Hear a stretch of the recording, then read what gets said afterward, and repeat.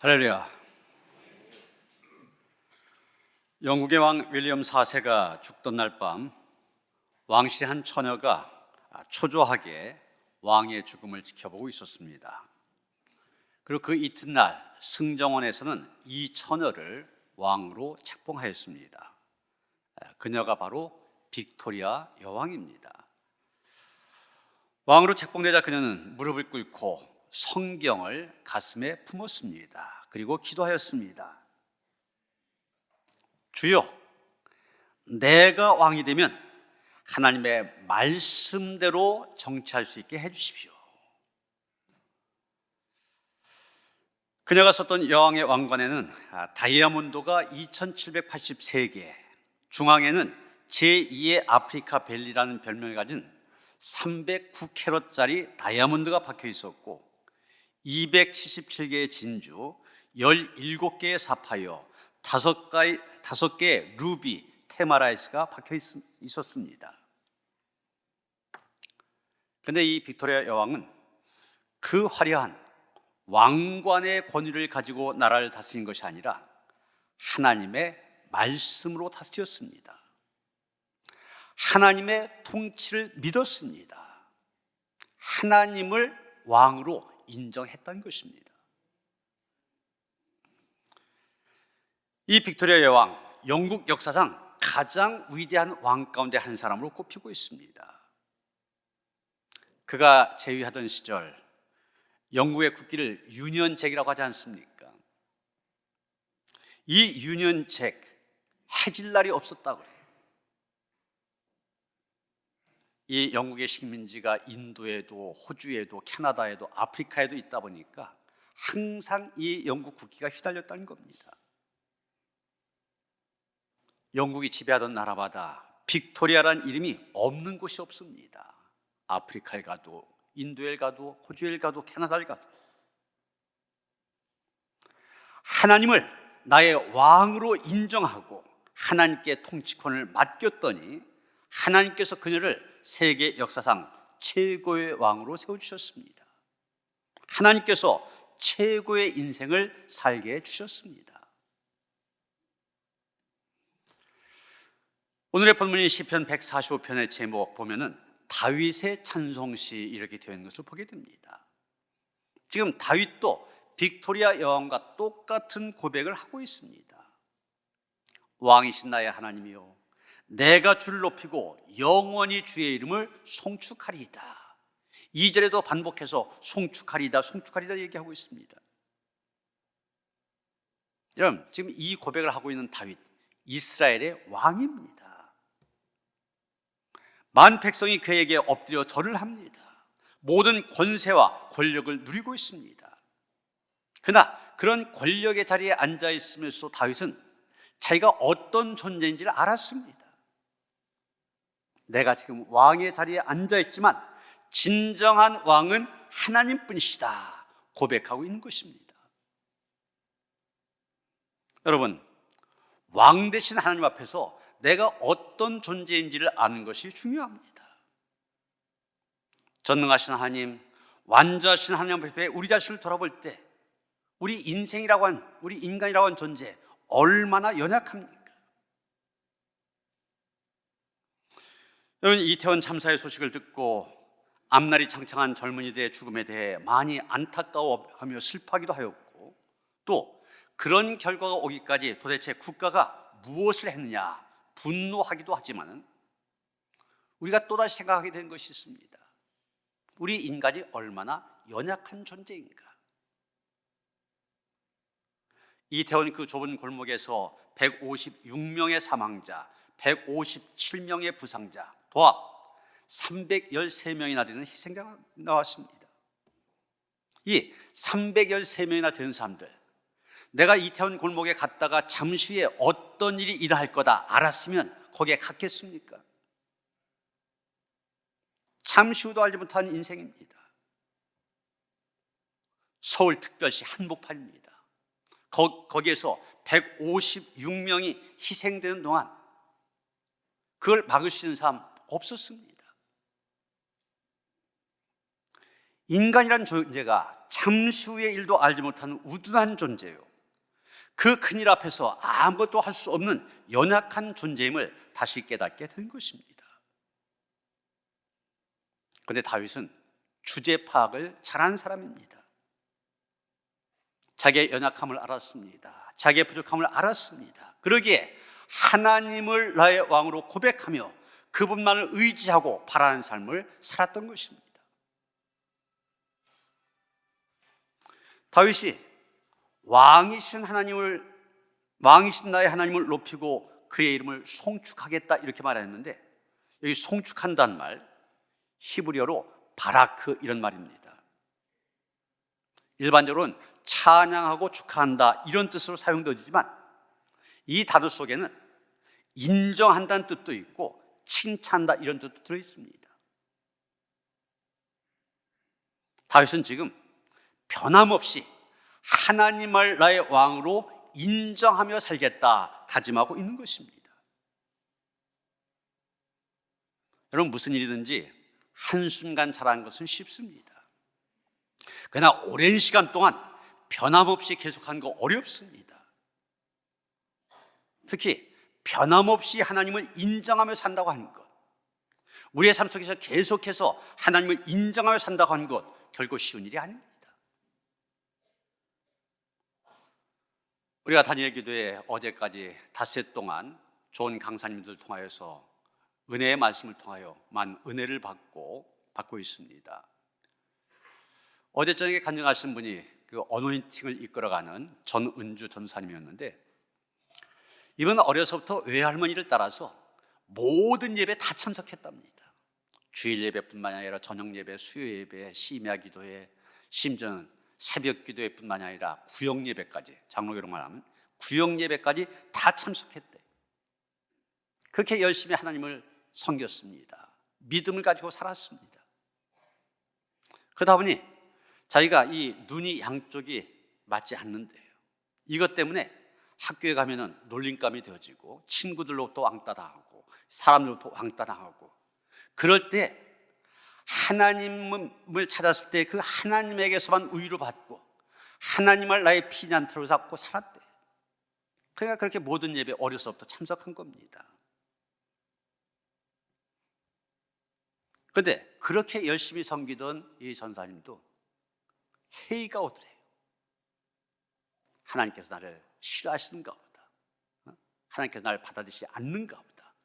그러니까 하나님을 떠나 방황했답니다. 나중에는 결국 하나님께로 다시 돌아와서 열심히 하나님의 사역을 감당하는 그런 삶이 되어졌지만, 여러분, 아무리 믿음이 좋아도 그것이 변치 아니하고 하나님을 인정하며 산다는 것 쉬운 일이 아닙니다. 그런데 다윗은 어떤 경우라도 하나님만을 나의 왕으로 인정하며 살겠노라 고백하고 있습니다. 실제로 일생 동안 하나님을 섬겼습니다. 어렸을 때나 노인이 되었을 때나 비찬 양치로 살았을 때나 왕의 보좌에 앉아있을 때나 가난했을 때나 부귀영화를 가졌을 때나 하나님을 나의 왕으로 인정한 신앙 변함이 없었습니다. 물론 다윗에게도 참 힘들고 어려운 날들 있었습니다. 블레셋이 침략하였을 때 나라를 구하기 위하여 생명을 걸고 골리앗과 싸워 이겼지만 그 영광, 환호는 잠깐이었습니다. 사울왕의 정적이 되어서 긴 세월 동안 도망다니는 피난의 인생 살아야만 되었습니다. 그러나 어떤 상황에서도 하나님을 나의 왕으로 인정하려고 하는 다윗의 신앙 변함이 없었습니다. 숱한 전쟁에서 승리했지만 이 모든 것 왕 되신 하나님의 도우심임을 믿었기 때문에 결코 겸하지 아니하고 하나님을 높였습니다. 그런 다윗을 하나님께서는 축복하셨습니다. 내 마음에 맞는 자라 칭찬하셨습니다. 최고의 인생을 살게 하셨습니다. 여러분, 우리나라 역대 임금 중에 최고의 임금 그러면 세종대왕 그러지 않습니까? 이스라엘 백성들에서 최고의 임금 다윗입니다. 그래서 심지어는 그 국기에도 다윗의 별이 그려져 있지 않습니까?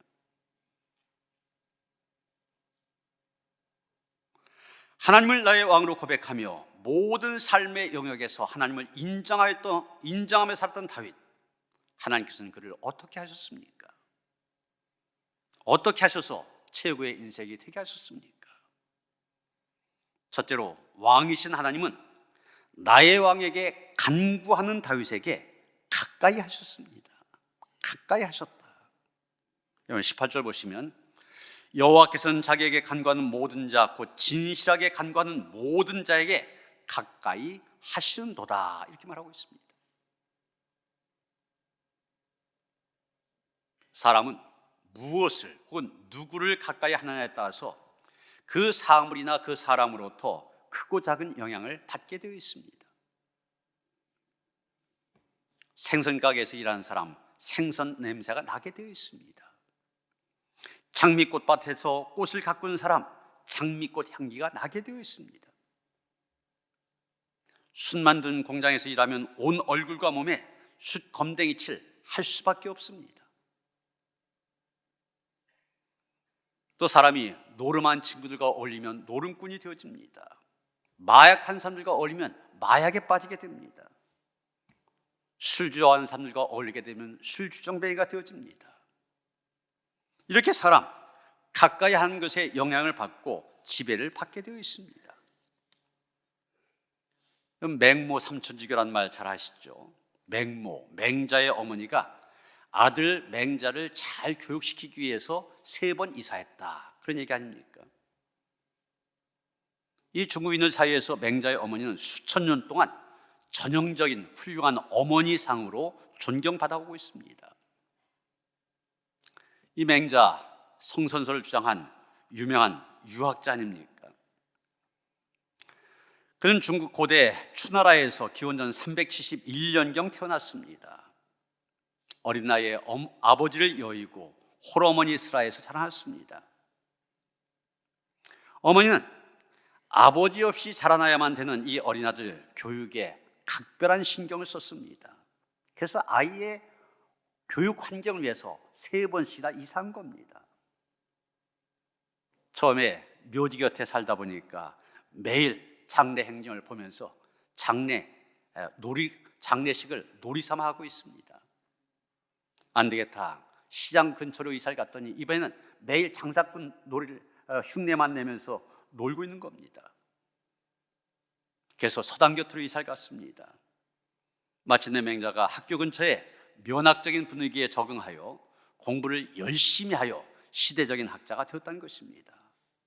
이렇게 사람, 보고 듣는 것에 의해서 영향을 받게 되어 있음을 말해주고 있는 것입니다. 오늘 성경은 하나님을 가까이 하라고 하고 있습니다. 왜 하나님을 가까이 하며 살아야 되는가? 야고보서 4장 8절에 보면 하나님을 가까이 하라, 그리하면 너희를 가까이 하시리라 교훈하고 있습니다. 시편 73편 28절에 보면 하나님께 가까이함이 내게 복이라, 내가 주 여호와를 나의 피난처로 삼아 주의 모든 행적을 전파리다, 이렇게 고백하고 있습니다. 성경은 하나님을 가까이 하는 것이 복이라고 말하고 있습니다. 그래서 오늘 본문 18절에서도 다윗은 말하지 않습니까? 여호와께서는 자기에게 간구하는 모든 자, 곧 진실하게 간구하는 모든 자에게 가까이 하시는도다. 여러분, 우리가 신앙으로 살아간다는 거 다른 거 아닙니다. 하나님을 가까이 하며 살아간다는 것입니다. 예수님은 늘 하나님 안에 계셨습니다. 늘 기도한 가운데 하나님을 가까이 하셨습니다. 심지어 예수님 하나님과 하나셨습니다.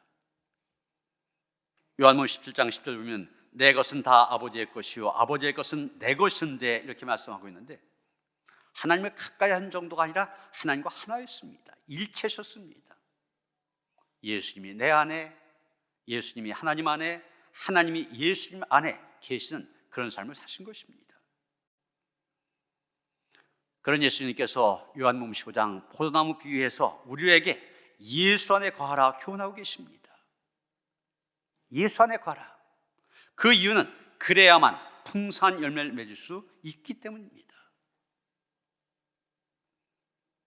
다윗의 권면처럼 하나님을 가까이 하시길 바랍니다. 하나님을 가까이 할 때 하나님 반드시 우리와 가까이 하시고 우리에게 가까이 나오시고 우리에게 은혜와 복을 내려주십니다.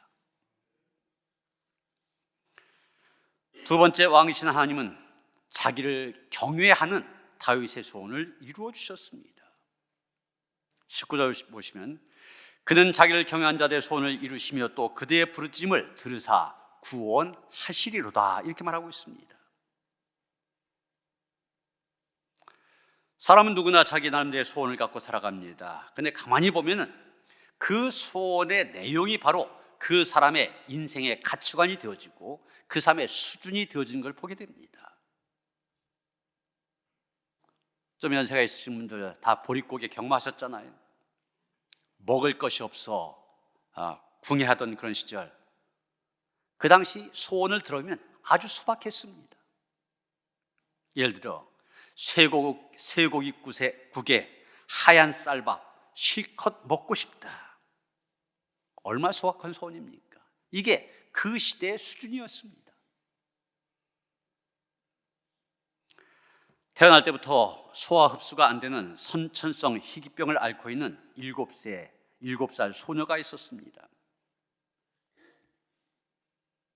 그냥 먹어야 소용이 없습니다. 흡수가 안 되니까. 그러니까 적은 양의 식사만 하게 되고 필요한 영양분의 80%를 영양제, 주사에 의존하며 살아왔습니다.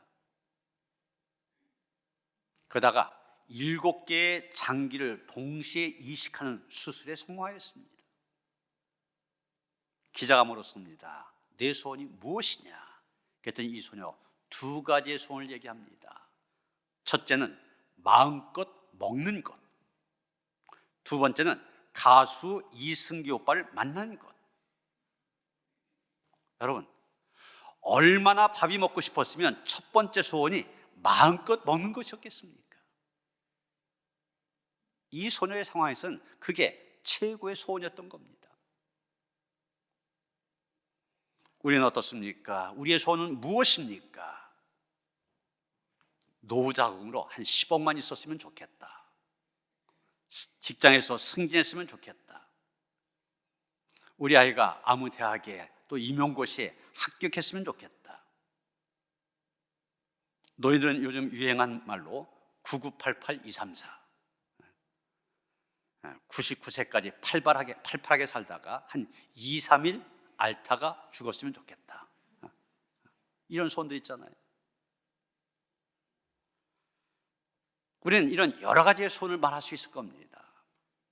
그런데 어떤 소원이든 그게 바로 우리의 인생의 가치관이요 수준이 되어집니다. 그리고 그런 소원들이 쌓여지면서 우리의 인생이 만들어집니다. 그런데 성경을 보면 하나님께서 이루어 주시는 소원이 있고 이루어 주시지 않는 소원이 있습니다.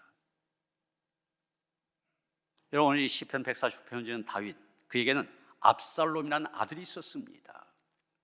사무엘하 14장 25절에 보면 이 압살롬의 아름다움에 대해서 이렇게 칭찬하고 있습니다. 온 이스라엘 가운데서 압살롬같이 아름다움으로 크게 칭찬받는 자가 없었으니 그는 발바닥부터 정수리까지 흠이 없습니다. 정말 아름다운 인생입니다. 그런데 이 압살롬이 아버지를 왕위에서 물려내고 자기가 왕이 되려고 하는 소원을 품었습니다. 많은 왕자들 가운데 자기 혼자 높아지려고 한 것입니다. 이 소원을 이루기 위해 그는 아버지를 속였고 백성들의 마음을 도둑질하였습니다. 그러나 압살롬, 이 잘못된 소원 때문에 아버지 다윗 피난까지 가서 죽을 고생하게 만들었고 자신도 비참한 최후를 맞이하게 됩니다. 오늘 성경은 말합니다. 그는 자기를 경외한 자들의 소원을 이루어 주신다. 우리의 소원이 이루어지려면 전제가 있어야 됩니다. 하나님 경외. 하나님을 경외하는 일이 먼저 있어야 된다는 얘기예요. 다른 말로 하나님을 먼저 인정해야 된다는 것입니다. 중세시대 성자라 불려지는 토마스 아퀴나스, 그가 하나님 앞에 명상하며 기도할 때 하나님의 음성을 듣게 됩니다. 너는 내게 구하라. 난 내게 무엇을 줄까? 그때 아키나스 유명한 대답을 합니다. 주여, 나는 주님 외에 아무것도 필요하지 않습니다. 주님을 주세요. 하나님이 나의 전부입니다. 하나님 한 분이시면 만족합니다. 이런 마음으로 소원한 것 하나님께서 이루어 주신다는 얘기입니다. 그러기에 우리의 소원보다 하나님을 경외한 것이 먼저입니다. 하나님을 경외한 것이 소원을 말하기 전에, 간구하기 전에 우리가 갖춰야 될 신앙의 근본적인 자세입니다. 하나님을 경외할 때 이미 마음의 소원은 이루어지기 시작합니다. 짐이라고 하는 5살 소년이 잘 시간이 되었는데도 창문을 통하여서 환한 보름달을 쳐다보고 있습니다. 엄마가 말합니다. 짐이, 잘 시간이 훨씬 넘었는데? 그랬더니 이 소년, 달을 쳐다보고 있어요 그럽니다. 이제 잘 시간이 넘었으니 그만 자렴. 어머니가 또 말했더니, 어머니, 언젠가는 달 위를 걷겠어요, 이렇게 답합니다. 어머니는 그 말에 깜짝 놀랍니다. 그런데 정말로 그가 달에 가게 되었고 달 위를 걷게 되었습니다. 바로 아폴로 15호 조종사가 된 제임스 어윈입니다. 달에 다녀온 그는 어렸을 때 가졌던 소원을 이루어주신 하나님께 감사하며 이렇게 말했습니다. 나는 지구에 있을 때보다 달 위에 섰을 때 하나님이 계신 것을 더 강력하게 의식하게 되었습니다. 어려서 소원을 품었습니다. 그러나 그에게는 하나님께 대한 믿음이 있었고 하나님을 경외하였습니다. 하나님을 경외하며 믿음으로 살아가는 그의 소원, 하나님께서 이루어 주신 것입니다. 세 번째 왕이신 하나님은 자기를 사랑하는 다윗을 보호해 주셨습니다. 20절입니다. 여호와께서 자기를 사랑하는 자들 다 보호하시고 악인들은 다 멸하시리로다. 성경에 보면 이스라엘 백성들 40년 동안 광야에 있었다고 했는데 이 광야, 바로 우리가 살고 있는 이 세상의 모형입니다. 그때와 똑같은 광야를 살아가는 우리에게 필요한 것이 무엇이냐? 바로 하나님의 보호하심입니다. 여러분, 광야의 특징으로 5가지를 얘기합니다. 첫째로 험합니다. 둘째로 맹수들이 우글거립니다. 셋째, 먹을 음식과 마실 물이 없습니다. 넷째, 길이 없습니다. 다섯째, 편히 쉴 곳이 없습니다. 물론 지금 우리가 살고 있는 이 세상, 문화의 발달로 말미암아 많은 변화가 일어나게 되고 광야, 사막이라 할지라도 많은 편의시설들이 만들어져 있습니다. 그러나 우리가 살고 있는 이 세상, 영적인 의미에서 광야라고 하는 점에는 변함이 없습니다. 그래서 현대에도 광야 같은 인생을 살아가는 우리에게 목자 되신 주님의 보호, 절대적으로 필요한 것입니다. 우리 감리교 청시년 존 웨슬리 목사님, 18세기 타락한 영국을 복음으로 변화시킨 분입니다. 88년의 생애를 살았는데 하나님께 맡기는 삶이었습니다. 하나님께서 이 웨슬리의 발걸음을 인도하셨고 보호해 주셨습니다. 이 웨슬리가 마음속에 항상 간직하고 있었던 것은 하나님의 섭리에 대한 확신이었습니다. 웨슬리가 6살 때 어느 겨울밤 커다란 화재가 집에서 일어났습니다. 목사관이었었는데 웨슬리의 부모님 17이나 되는 자녀들 집 밖으로 끌어냈습니다. 다 끌어내나 싶었는데 아직 하나가 안 보입니다. 2층에서 살려달라고 소리치고 있습니다. 겨우 이렇게 목마를 태워서 사람, 어른이 이 웨슬리를 끌어내자마자 집이 그냥 폭삭 무너지고 맙니다. 집이 무너지기 직전에 구출된 웨슬리, 자신을 가리켜서 불 속에서 꺼낸 타다 남은 막대기, 이렇게 고백하면서 하나님의 보호하심에 대한 확신을 갖게 됩니다. 하나님께서 나를 보호하신다, 이 확신이 있었기 때문에 그는 어떤 일을 만나도 당황하지 않았습니다. 영국 각지에서 부흥의 불길을 일으키면서 도시와 농촌, 탄광, 곳곳에서 대중들을 위한 집회를 열었습니다.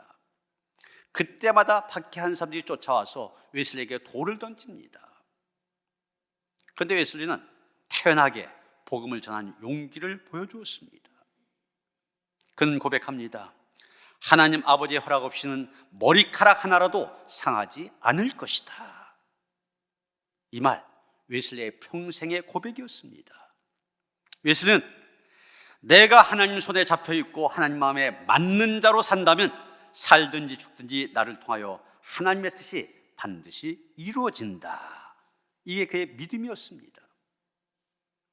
하나님의 마음에 맞는 자로 산 것, 이것이 바로 하나님을 사랑하는 자의 모습입니다. 광야에서 이스라엘 백성들을 낮엔 구름 기둥으로 밤엔 불 기둥으로 인도하며 보호하셨던 하나님, 그 하나님을 사랑하는 자들을 보호하시고 필요한 모든 것 풍성하게 채워주신 하나님, 그 하나님이 우리의 하나님이십니다. 사랑하는 성도 여러분, 우리가 하나님을 나의 왕으로 고백할 때 하나님은 우리에게 가까이 하시고 우리의 소원을 들어주시고 우리를 보호해 주십니다. 그 하나님을 평생 송축하며 인정하며 그 앞에서 살아가는 성도들 되어지기를 주님의 이름으로 축원합니다. 하나님, 나의 왕으로 고백합니다. 고백한 믿음으로 살게 하여 주시옵소서. 그 하나님께서 우리 가까이 계시며 우리의 소원을 들어주시며 또한 우리를 보호해 줄 것을 믿고 확신하며 나아가는 참 믿음의 삶들 되게 하시옵소서. 예수 그리스도 이름 받들어 기도하여 싸움나이다. 아멘.